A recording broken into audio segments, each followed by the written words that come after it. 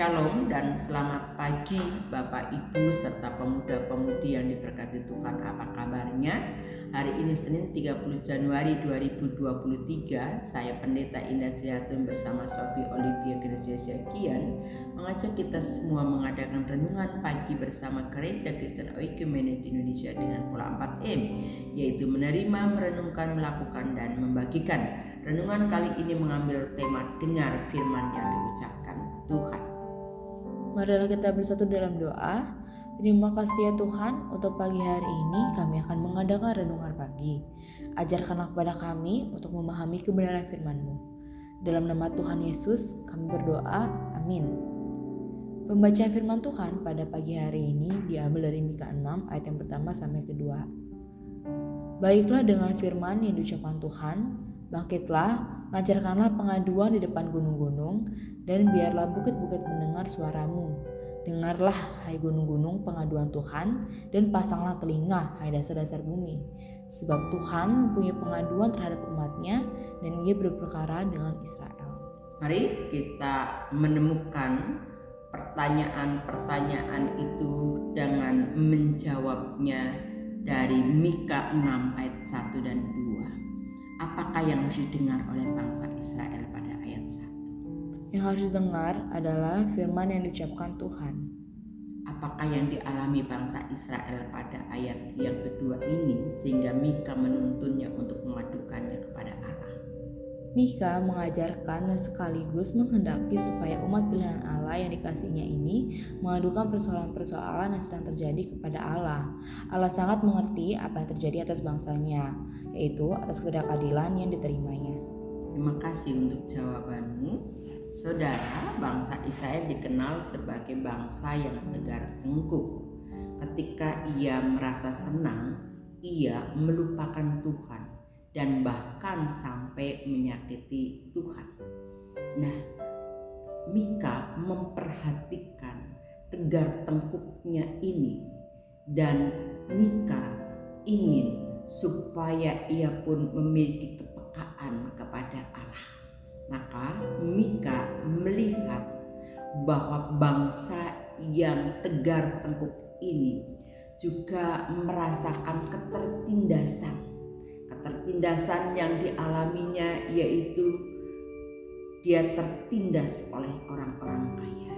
Belum lagi kebiasaan para pemimpin-pemimpin yang bertindak semena-mena, yang seharusnya pemimpin mengajarkan, pemimpin meneladankan dengan benar dan paham dengan hukum.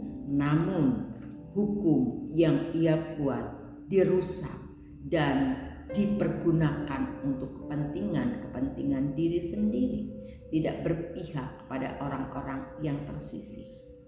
Ketika para imam yang seharusnya memberikan ajaran-ajaran, yang seharusnya menolong dan membukakan pola pikirannya, namun justru imam-imam ini hidup di dalam kemerosotannya. Ia lebih mementingkan kelompoknya, lebih mementingkan kepentingan pribadinya. Atas dasar inilah maka Allah melalui Mika untuk menyampaikan dan mendorong umatnya, bangkitlah, lancarkanlah pengaduanmu di depan gunung-gunung, dan biarlah bukit-bukit mendengar suaranya.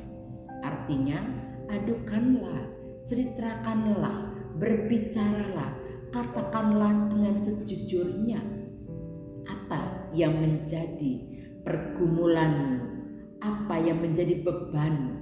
Oleh sebab gunung-gunung dan bukit-bukit ini menggambarkan kehadiran Allah. Allah akan menyedengkan telinganya untuk setia mendengarkan. Bukit-bukit, gunung-gunung, dan dasar bumi ini akan menjadi saksi atas pengaduan perkara-perkaramu.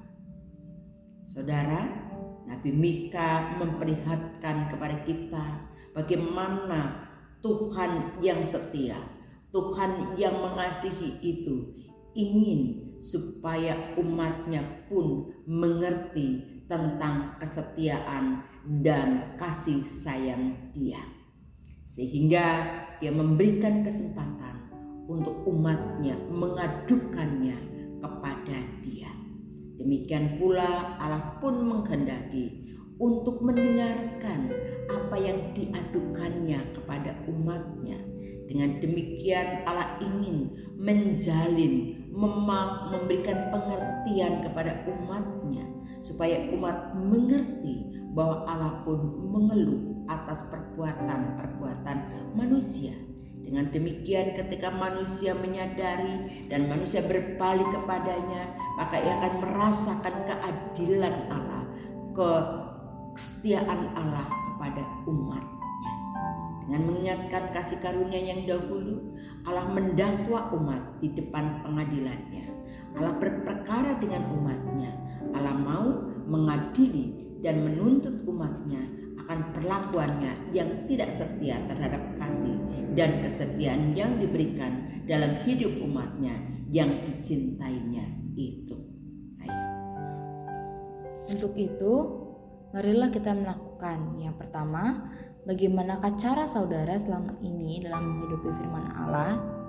Metode atau pendekatan apa yang Anda gunakan sebagai bagian dari mendengar dan melakukan firman Allah?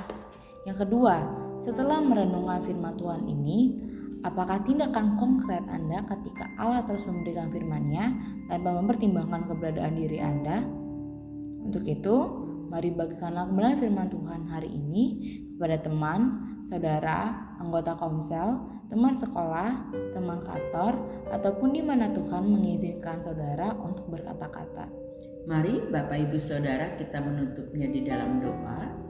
Terima kasih ya Allah bahwa Engkau berpihak kepada kami orang-orang yang merasakan ketidakadilan.